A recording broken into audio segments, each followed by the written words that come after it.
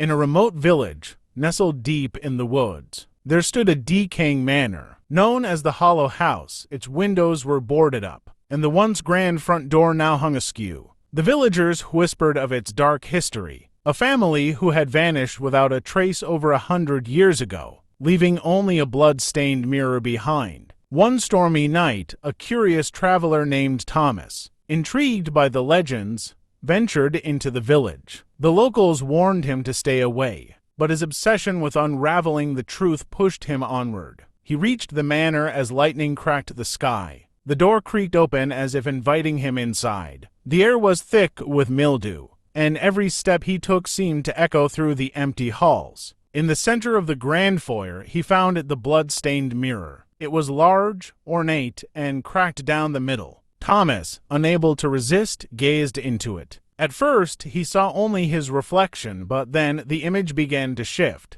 The broken shards rearranged into a face pale, gaunt, and hollow-eyed. The figure in the mirror whispered, "You shouldn't have come." Frozen, Thomas tried to pull away, but his reflection did not follow. Instead, the figure in the mirror moved on its own, grinning as it reached out with pale, outstretched hands. Suddenly, the air grew colder, and a deep, guttural voice echoed in the manor. "One of us ...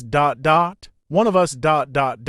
it croaked. Thomas stumbled back, but the room seemed to warp around him. The walls stretched and twisted, and the sound of whispers filled the space, growing louder. The last thing he saw before the darkness overtook him was the reflection in the mirror, now grinning wider than ever, as if it had already claimed him. The villagers found the manor abandoned the next morning, but the mirror remained, its cracked surface gleaming with something far darker than mirror glass.